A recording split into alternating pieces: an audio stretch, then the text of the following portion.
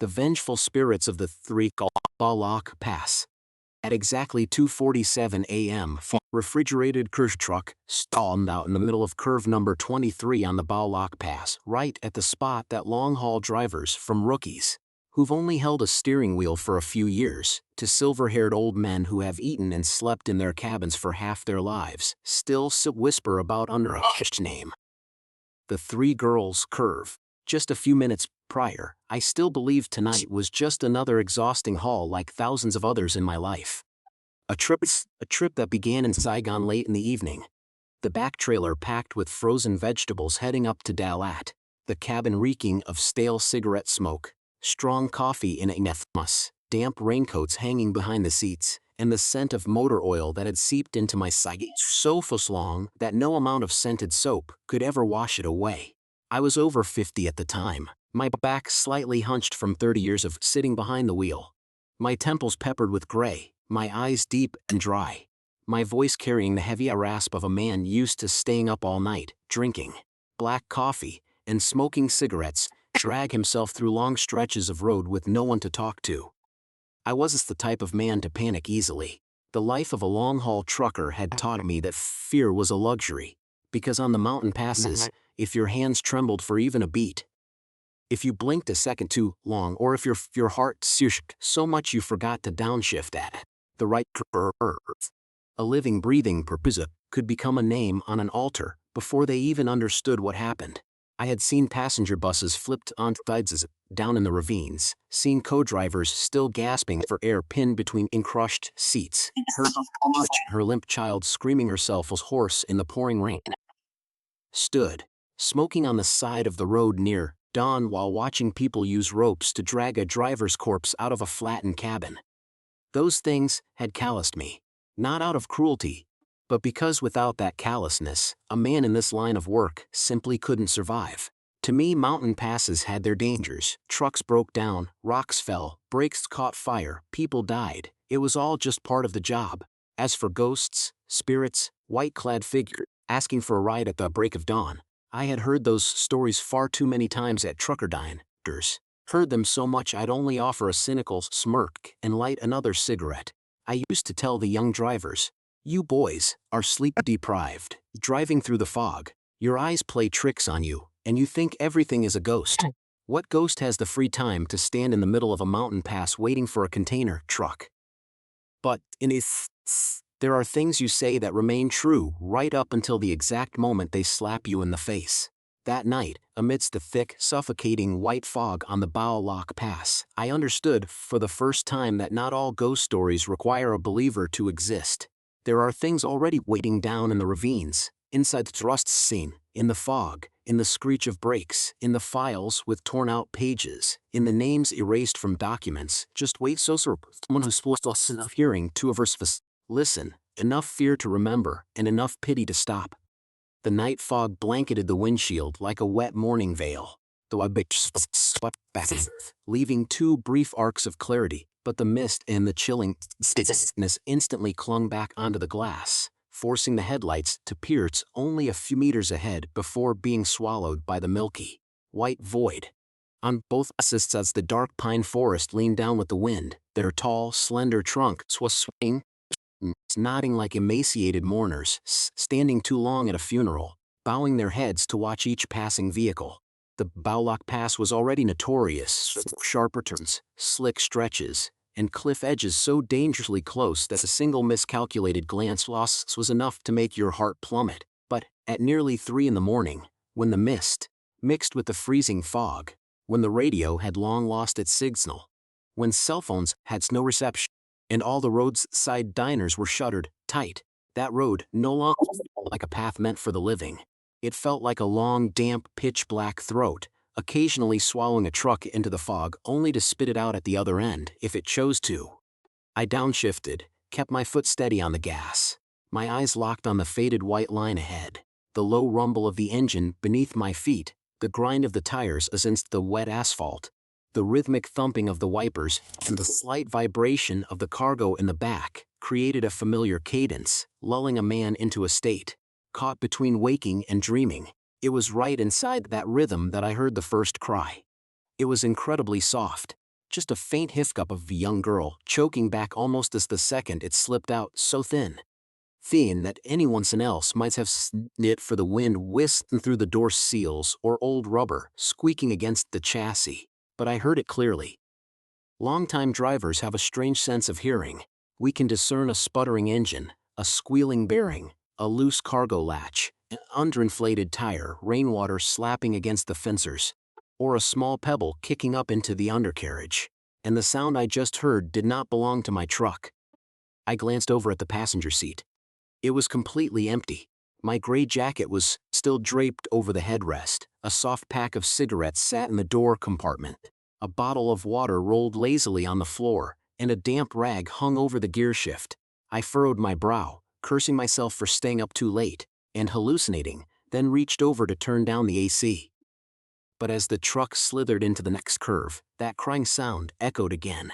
This time it was closer, clearer, no longer a vague hiccup, but a very quiet, exhaust-drenched cowling, as if a young girl were sitting right behind the passenger seat, burying her face into her freezing hands. Mister. Those two words turned my spine to ice. My hands gripped furious until my knuckles turned white. I stared dead ahead, refusing to turn my head. It was the instinct of those who had heard too many stories of the mountain pass. Sometimes the most terrifying part isn't whether you hear something or not, but whether once you hear it, you choose to look. I told myself not to panic. Do not let the truck swerve. Do not let a disembodied voice drag you off the road. But the exact moment the front tires touched the asphalt, kissing the cliff's edge, the truck violently jerked. The engine died instantly. No warning, no sputtering, shuddering like a clogged fuel line, no gasping like an empty tank. It died as if an invisible hand had reached right into the machinery and crushed its windpipe. The headlights remained bright. The fuel gauge showed over half a tank. The warning lights indicated nothing wrong. But the massive engine block up front was dead silent. The truck lay paralyzed in the middle of the pass, right at the apex of the curve, its heavy frame trembling in the wind like a beast with its tens slashed. I slammed on the gas, no response. Turned the key. The engine merely choked out 2 weak coughs and went mute. I spat out a curse. The words had barely left my mouth before they sounded lost and utterly useless in the white fog. I pulled the handbrake, hit the just to listen. That wasn't the hesitation of a coward, but the absolute caution of a man who knew he was in a place where mistakes weren't allowed. On a mountain pass at dawn, with a stalled truck dead in the center of a blind curve, no visibility ahead, no visibility behind. It would only take a speeding cargo truck plowing into me to turn both man and freight into a pile of mangled iron down at the bottom of the ravine. I grabbed my flashlight, opened the door, and stepped out. The freezing wind whipped the mist violently against my face. The road beneath my feet was a slick, glossy black, the rainwater carving tiny rivulets toward the drainage ditch. I walked around to the front of the truck, intending to pop the hood, but the very second my boots touched the pavement, another voice called out from behind the container. "Mister, could you please give us a ride for a little ways? Lust not me, not one lost girl, not one stranded soul." Lust, that single word made the hand holding my flashlight go numb. I slowly turned around. The flashlight's beam swept through the fog, only managing to carve out a murky, milky halo. There was no broken-down motorbike, no raincoats, no shadowed figures huddled by the roadside. Nobody had any reason to be standing in the middle of a mountain pass at this hour asking to hitch a ride. I tried to yell. My voice got heavy and hesitates. "Who's there? It's dangerous standing in the middle of the road in the dead of night. If you need something, step out here where I can see you." No one answered, but behind my back, the sound of bare feet began to echo. Slap, slap, one step. Slap, slap, skis, slap, slap, a third. Slow, light, rhythmic, sickeningly soft like feet that had been soaking in water for days pressing against the freezing asphalt. I didn't want to turn around, but my neck twisted on its own, as if a visible string hooked under my chutamar was pulling my head back. From the white fog behind the truck, 3 girls stepped out. They were wearing white day, but it wasn't the pristine white of schoolgirls, or the pure white of graduation days, or blackboards and white chalk, or brand new notebooks. or mornings long enough to make you believe you would grow up, fall in love, and live a normal life. This white was murky, ash-gray, caked in mud, stained with old reddish-brown streaks that looked like dried blood. The soaked brick clung heavily to their legs. Their hair was long, pitch black, plastered at Chet's cheeks, obscuring parts of their faces. The one standing in the middle was the tallest, her frame slender, her shoulders straight, her eyes deep and impossibly calm. The one on the left had a rounder face, her lips a sickly purple, and on her wrist was a deep groove, like the mark of a tightening rope. The one on the right was the youngest. Frau, she looked though a strong gust of wind would shatter her.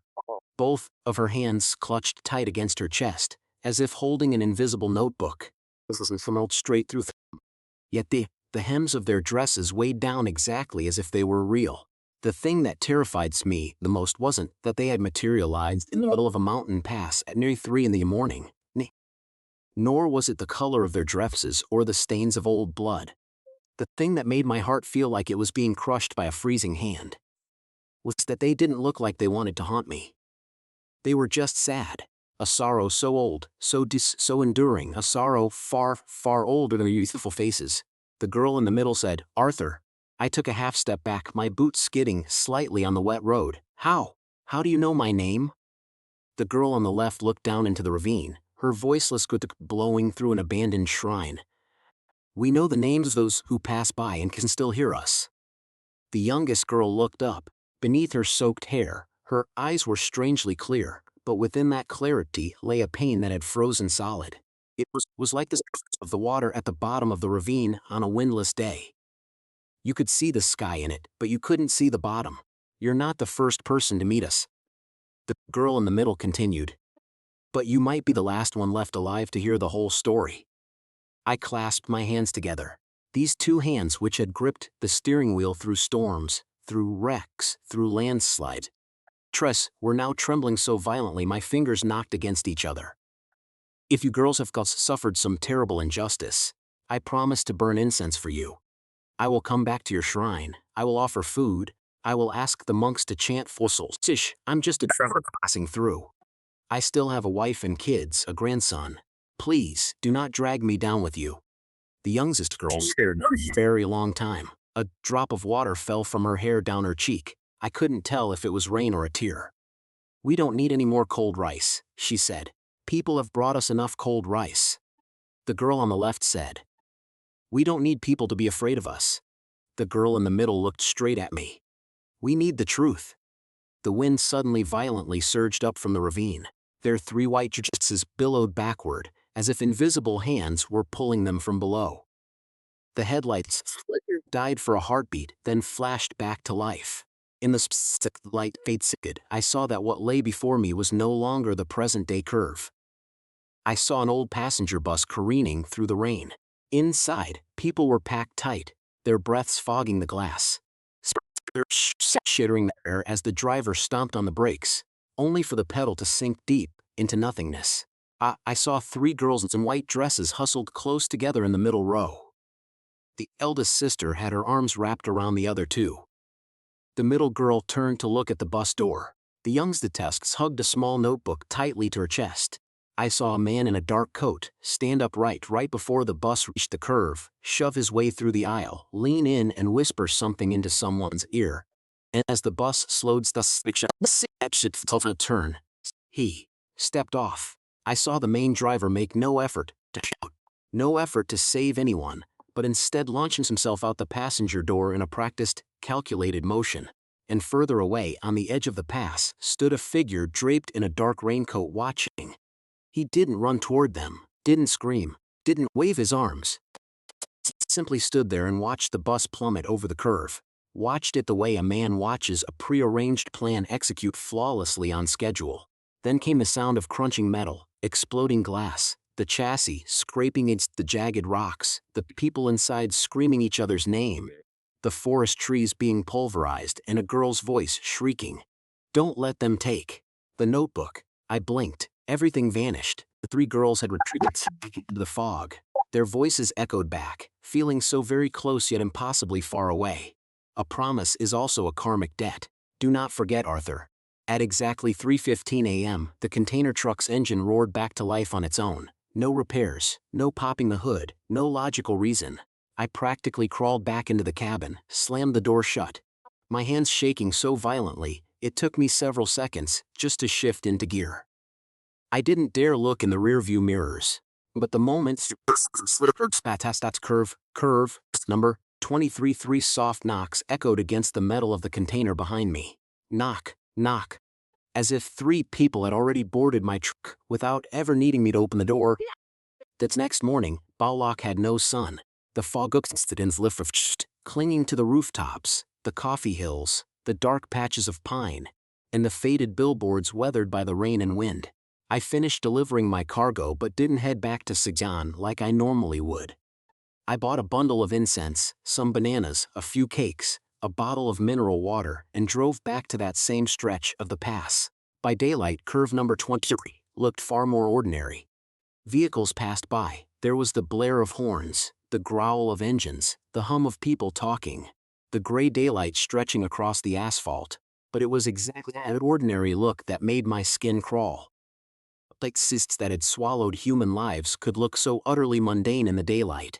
A road that had buried a truth could be swept so clean that newcomers would only see a few reflector posts, patches of moss, and some wild flowers.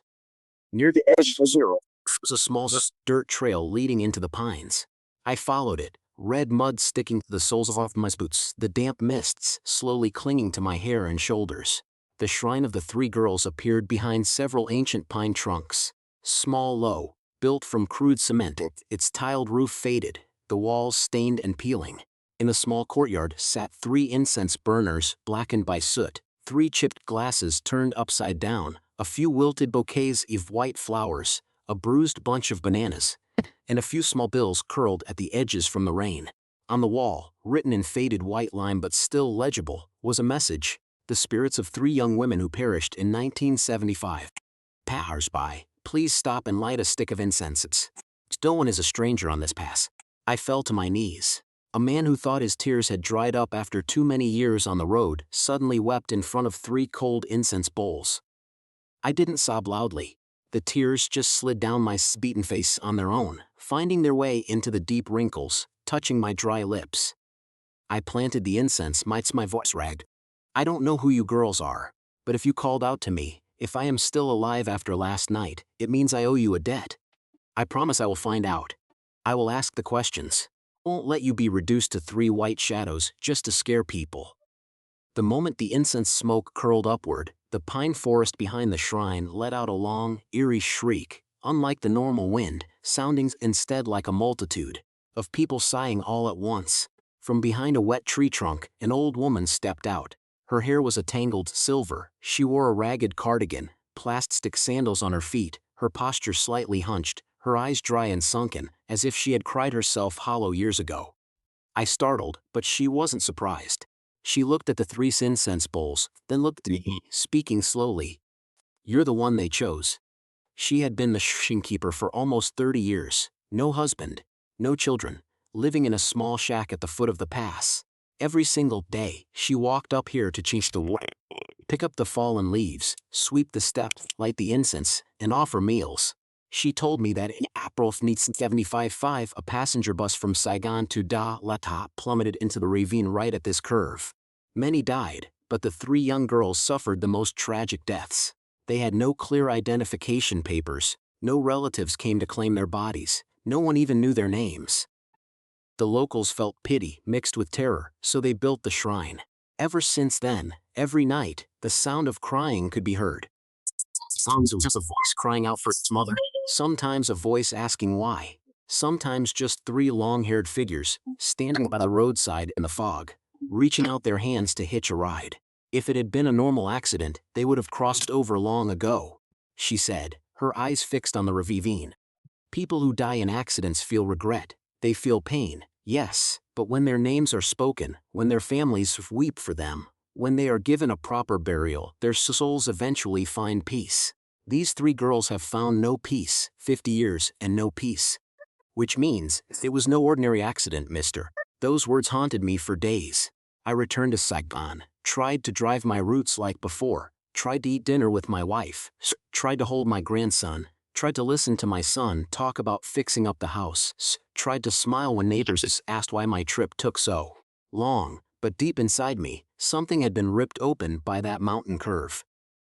Every night around 3 in the morning, I would jolt awake. Sometimes I heard the scraping windshield wipers even when it wasn't raining outside. Sometimes I heard the drag of wet silk across my bedroom floor. Sometimes I heard, distinct and clear, 3 knocks on the wall behind my head. Knock. At first, my wife grumbled, telling me I was getting too old and driving night shifts had frayed my nerves to the point of paranoia. But one night she found me sitting on the edge of the bed, my hands trembling, my eyes wide and staring into the dark corner, muttering, I remember, I swear," and she stopped scolding me. She just sat down beside me, resting her hand on my shoulder. "You made a promise to someone, didn't you?" I stayed quiet for a long time, then finally nodded. "To 3 dead girls." My wife let out a heavy sigh. "Then go. Do what you have to do. Because having you home while your soul is trapped on that mountain pass is more than I can bear to watch." I started searching for records. The truth didn't just refuse to open its doors for me. It was tight, bolted, barred, buried in dust and heavily guarded. At the provincial library, they told me the old documents were lost.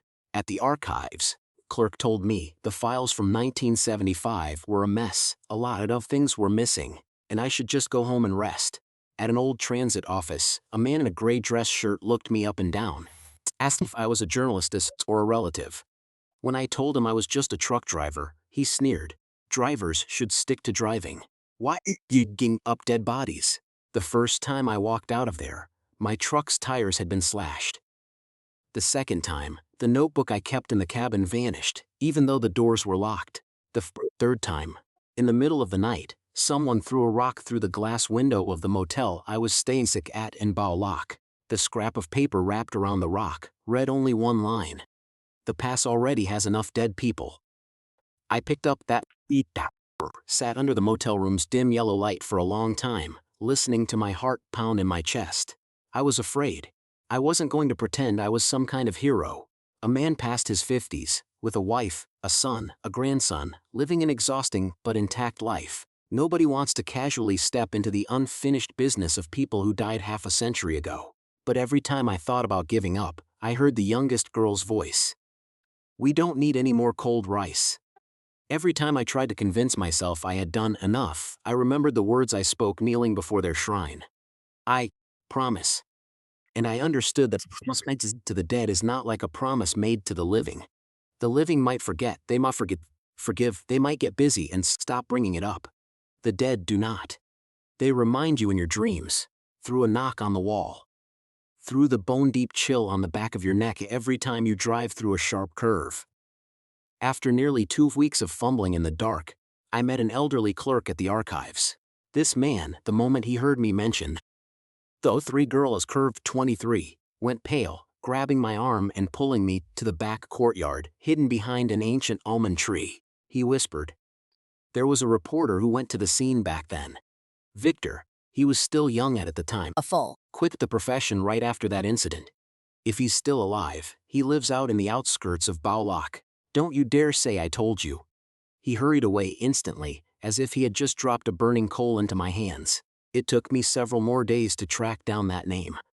People said Victor was dead. Some said he was crazy. Some said he lived like a hermit and refused to see anyone. Others shut their doors the moment I said his name. Finally, an old tea vendor near the Blau market pointed me down a dirt road leading into an abandoned tea plantation. "But if he doesn't open the door, just leave it be," the vendor warned.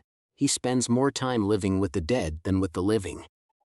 Victor's house sat hidden amidst the overgrown tea bushes, its yellow paint peeling, its corrugated tin roof rusting, the low fence choked with weeds.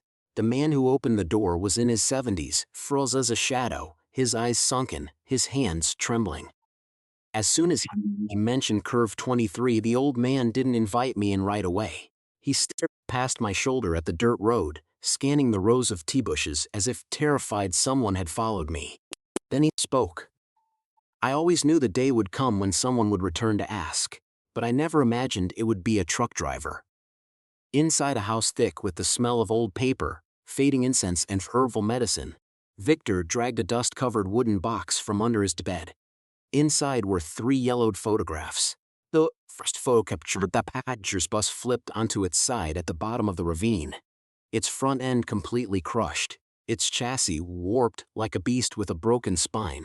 The second photo showed 3 blood-stained white Audi hanging from the branches of a forest tree. The third photo sent a violent chill from my neck straight down my spine. Amidst the dust and smoke lingering after the crash, 3 girls stood side to side, apart, staring directly into the camera lens. Their faces were slightly blurred, but their eyes were inexplicably, impossibly sharp. In the far back behind them, the blurry silhouette of a man could be seen running away. Victor held the photo with shaking hands. I took this after they had pulled a few bodies up. When I developed the film, I thought I was losing my mind. Those 3 girls were already dead. Yet the photo came out like this. I was going to publish it, but then the darkroom caught fire. The technician who helped me develop the photos was electrocuted to death. The article was killed. Shortly after, a man showed up at my house, dropped a thick envelope of cash and a pistol bullet on my table. He said, "And you get to live." I was a coward, Arthur. I chose to live. And they stayed buried down there. Victor told me that the 3 girls were not nameless nobodies, like the rumors claimed. The eldest was Teresa, 21. Pedagogy student who used to teach the poor kids in her neighborhood how to read. The middle sister was me, 19, who worked at a clandestine printing press skilled at typesetting and hiding documents between the pages of ordinary books.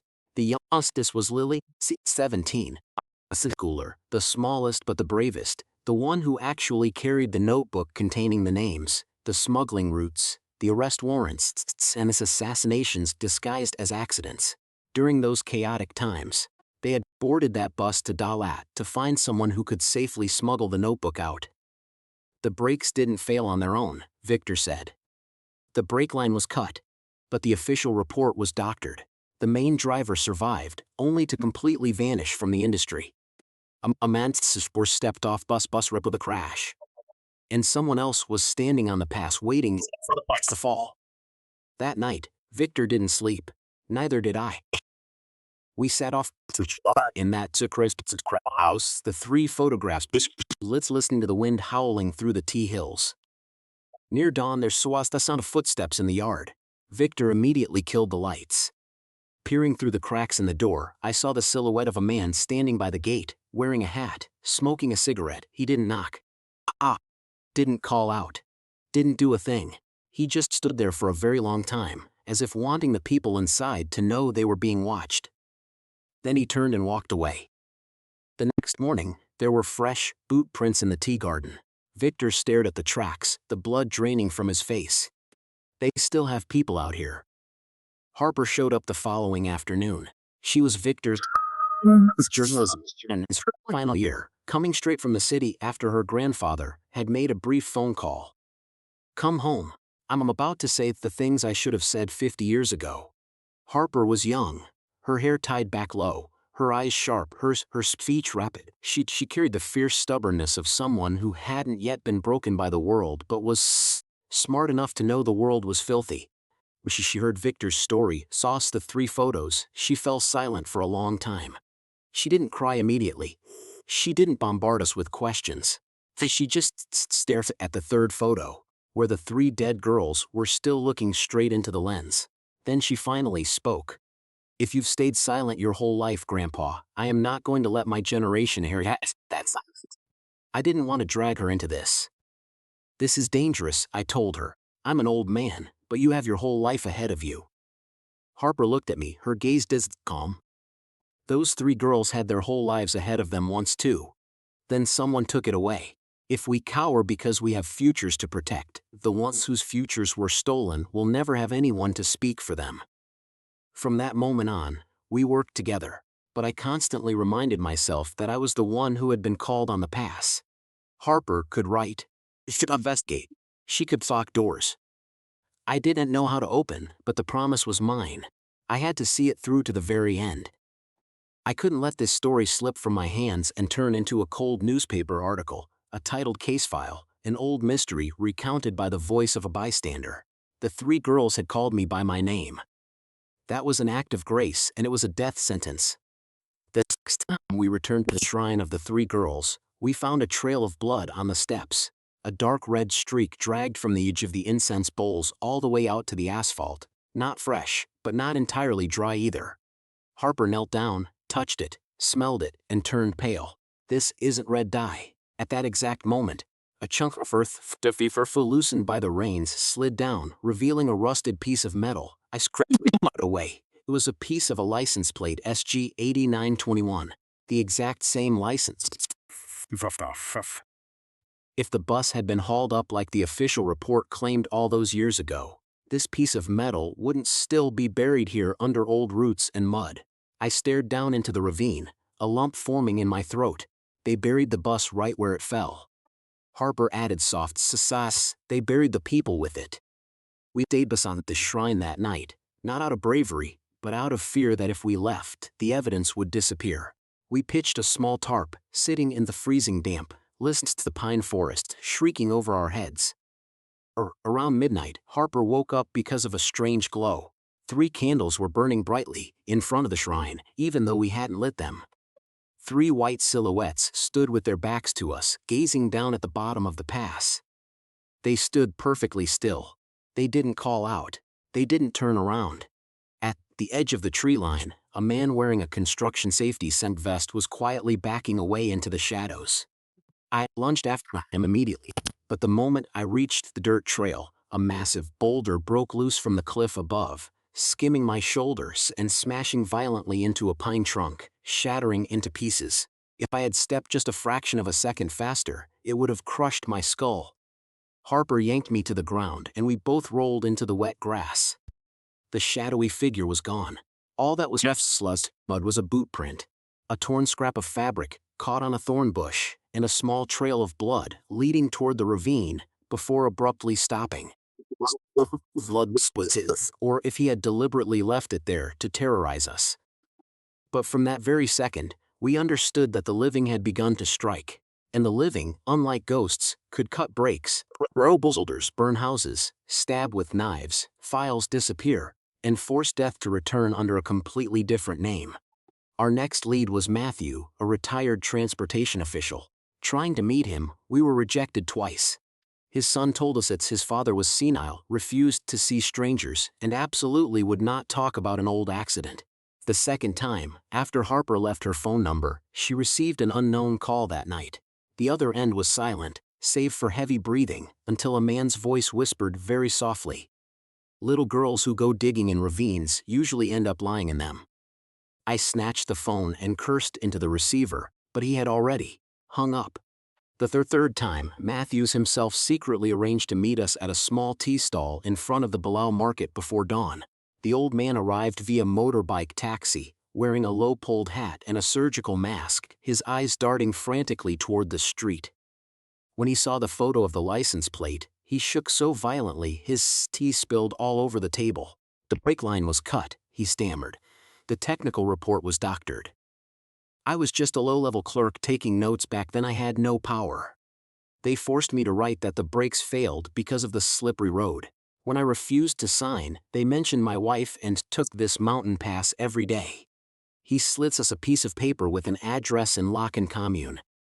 The main driver who survived is Philip. He vanished from the industry right after that crash. Someone gave him a lot of money, changed his name, and relocated him down here to work a coffee farm. But remember my words, the man holding the knife isn't necessarily the man who planned the murder. Philip lived in a wooden shack in the middle of a coffee plantation. No wife, no children, no guard dog, no close neighbors. The shack was low, pitch black, its wooden doors rotting, the front yard decorated only by a few dying potted plants. When I knocked, it took an eternity for someone to answer. Philip was emaciated, his spine severely hunched, his eyes sunk in deep substance beneath just from age. But from a terror that had taken up residence in his bones for far too long. The second he saw the photo of the 3 girls, he stumbled backward as if he were watching 3 corpses walk into his home.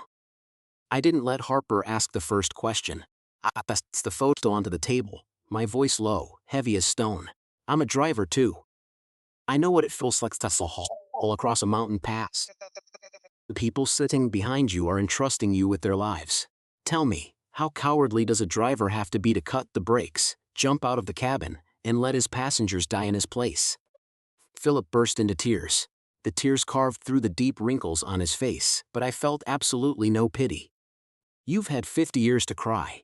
Those girls only had a few minutes to realize they had all out. Philip clutched his head, sobbing that he hadn't wanted to kill anyone, he was only following orders. Back then, if you disobeyed an order, your family would be killed, and he had an elderly mother and a younger brother to protect. I slammed my fist onto the table. Everyone says they were just following orders. So who are the dead supposed to ask? The order itself? A piece of paper? A signature that isn't sitting in this room? Trembling, Philip confessed. He was ordered to slice the brake fluid line, pretend to drive normally, then slow down right before the final curve to let a man step off, and then jump out the passenger door on the lower slope just before the bus plunged into the curve. The man who stepped off was Thomas, a supervisor. The three girls to ensure they didn't try to escape early. But Thomas was merely the arm. The ultimate mastermind, Philip only knew by the codename the Snake's Head. He never stood anywhere near the blood. Philip rapped, his voice hoarse. He only stood high and looked down. He liked having others get their hands dirty for him. Right before we left, Philip grabbed my arm, his eyes bloodshot. Don't go down into that ravine.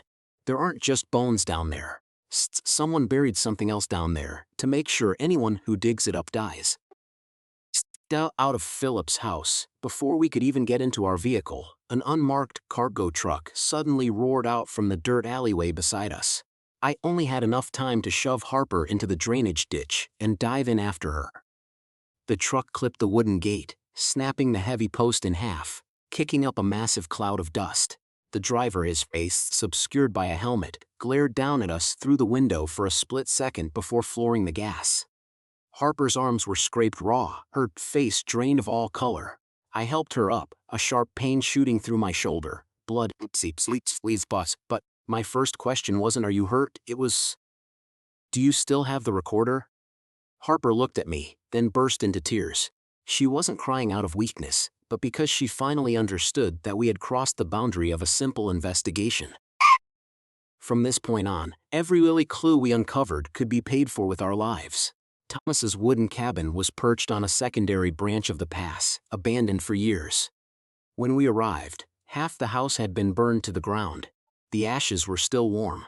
Inside, on a dust-coated altar, sat three faceless black and white portraits, with 3 dried flowers placed in front of them. Smeared across the tabletop, written in a dark brown substance that looked like dried blood, was the message. I was only the arm, he said. Behind the cabin, there were drag marks leading down into the creek bed. We couldn't find Thomas's body. No one knew if he had run away, been silenced, or been dragged into the dark by the very white silhouettes calling out in the night. But buried in the pile of ashes, Harper found a half-burnt scrap of paper. Seat number 4 is not on the manifest. Seat number 4 was the exact spot where the man who stepped off before the crash had been sitting. He wasn't listed on the passenger manifest because he was never a passenger. He was the overseer of their death. We decided to descend to the bottom of the ravine. This path no longer existed in movies or photographs, but lay buried beneath the dirt, the mud, the roots, and 50 years of absolute silence.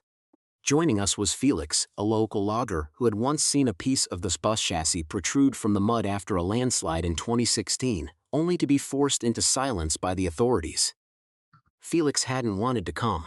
He told us straight to our faces, Scared of the living? You folks will dig it up and leave, but I have to keep living here." I handed him an envelope of cash, but he didn't take it right away. He stared out at the sprawling pass, letting out a heavy sigh. "I'm not doing this for the money. When I was a kid, I saw 3 girls standing outside that shrine. I thought they were real people. One of them even bent down and picked up my ball for me. Her hands were freezing. I owe them for being so terrified I ran away." The moment we began our descent, the overcast sky suddenly plunged into pitch blackness. The earth was soft, slick, clinging to our boots in heavy, suffocating clumps. The forest down in the ravine was entirely different from the forest up by the road. Up top, the pine trees stood tall, the winds sweeping through them high and clear. Down here, the trees responded to the roots suffocated. The soil was perpetually damp, the air thick and reeking of rotten leaves, rusted iron, and black sludge. The deeper we went, the fainter the sounds of traffic on the pass became. All we could hear was the dripping of water, the hum of insects, and the heavy breathing of the three of us. Irel seekst Felix us.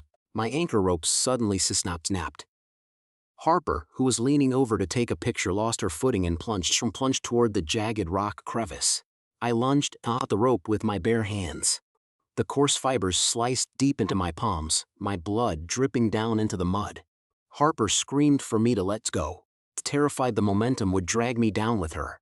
I gritted my teeth, my face flushing scarlet from the agonizing pain, the veins in my neck bulging.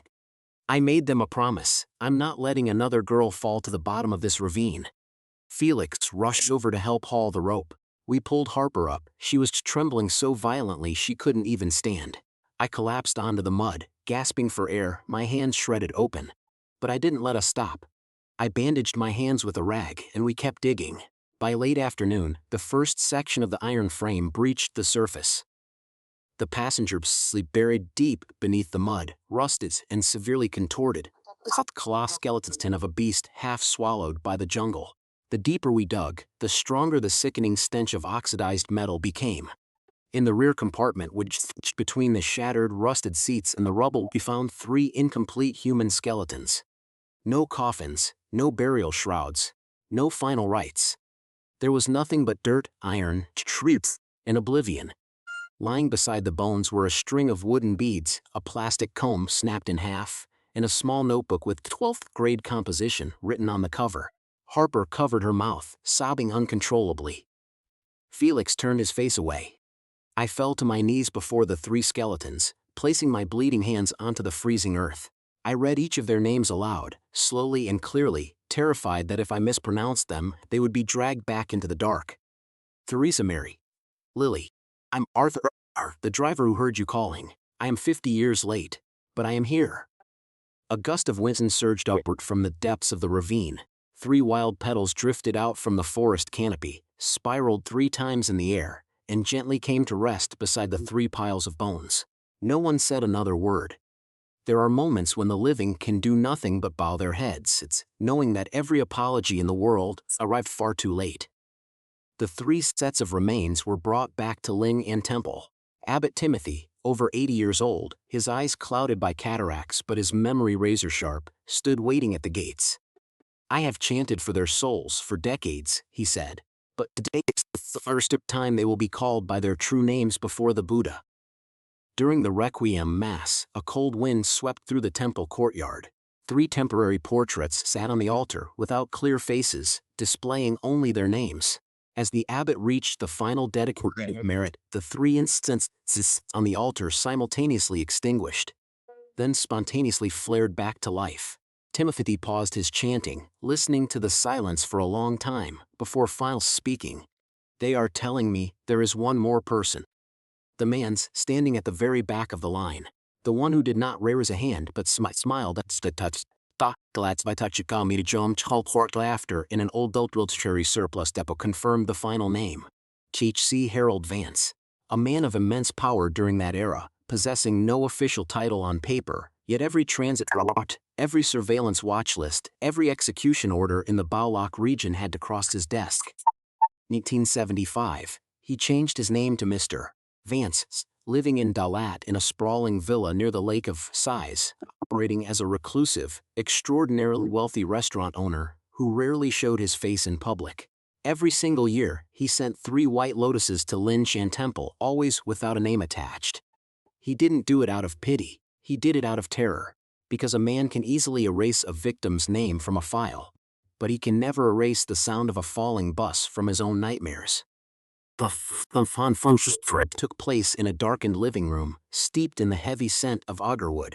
Harold was incredibly old, his skin paper thin. His eyes sunken deep, his fingers incessantly working a string of prayer beads.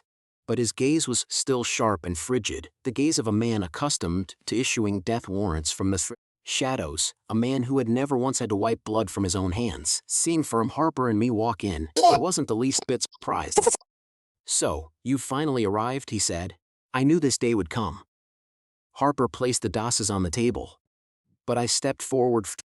I was no longer the trembling trucker stranded on the pass that night. I stood before Harold as if I were staring down the final, most treacherous curve of my entire fluff. "You signed the order to kill them." Harold's lips curled into a sneer. "I only signed a single letter." "Your single letter cut the brakes on us. Your single letter buried 3 girls in the dirt. Your single letter turned them into ghosts to haunt the living for 50 years. I slammed my scarred hand onto the table. "I've been trucks my whole life. The thing a driver fears most isn't dying. It's knowing you're hauling people to their deaths and keeping your mouth shut. You let a cowardly driver do your dirty work while you lived a clean, comfortable life in this mansion. Look me in the eyes right now and say SN. You only signed a single letter." Harold's smile slowly thinned out. A bizarre wind kicked up inside the sealed room. The 3 white lotuses, the vase on the table, suddenly shifted, their petals wrapped badly more from pristine white to a sickening, dark crimson.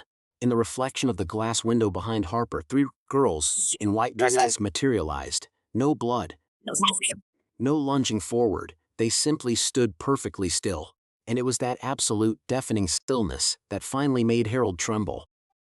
"I send flowers every year," he whispered hoarsely. "I already apologized." The youngest girl in the glass reflection spoke. "So you could sleep at night." "Fine."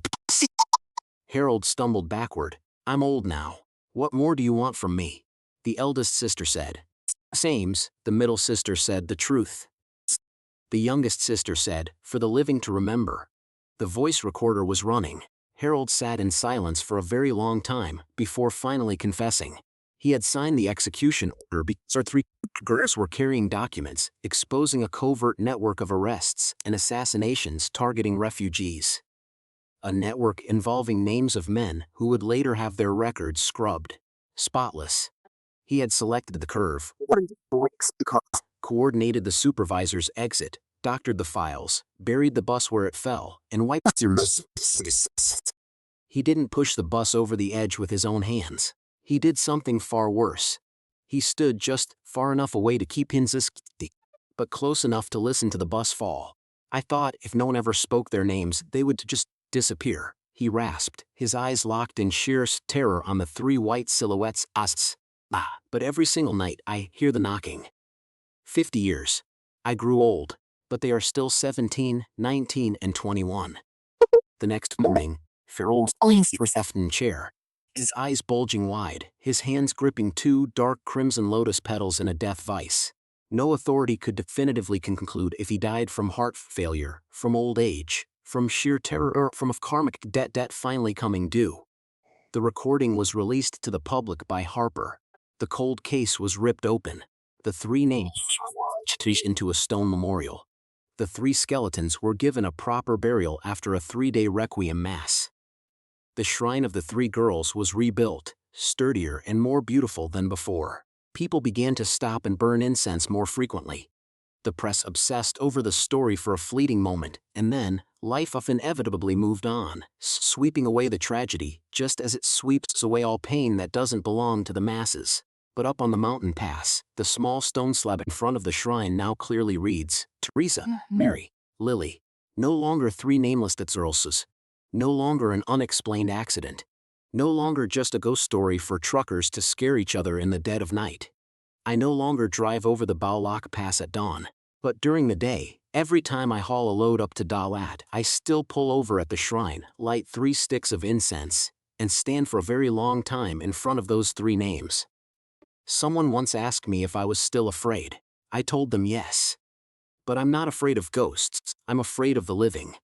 Because ghosts is all it's ever begged me to remember, while the living had forced an entire mountain pass to forget. Harper went on to become a renowned investigative journalist. She gained fame from that expo, but she permanently lost the lightness of her youth. Every time she writes about a death mistakenly labeled an accident, she remembers my blood-torn hands down in the ravine. She remembers my voice reading those three names in the mud. She remembers my words. I am 50 years late, but I am here. The old woman who tended the shrine passed away on a full moon night. The locals swear that the three incense bowls glowed a fiery red until dawn, and that in the thick fog, three figures in white dresses stood before her shack, bowing their heads in a silent farewell. As for curve number 23, people say the accidents have dwindled. But every space passing through still occasionally hear three very soft knocks against the metal of their trucks. Knock, knock. They are no longer asking for a ride. Nor are they trying to scare anyone. It feels more like a reminder. Reminder that there are deaths that were once buried at the bottom of ravines, erased from official records, and falsely written off as accidents. But absolutely nothing is ever truly nameless, as long as the living still have the courage to remember. And on the densest, foggiest nights, was Hudst can see Pierce a few meters ahead. Someone's caught toward the shrine of the three girls. They might just see three figures in white standing beneath the pine trees. Not crying, not waving, not calling out anyone's name anymore. They merely stand in silence, gazing down at the past that swallowed their youth, as if they finally understand that even when the truth it is unearthed from the muds, it can never hand a single morning back to the dead.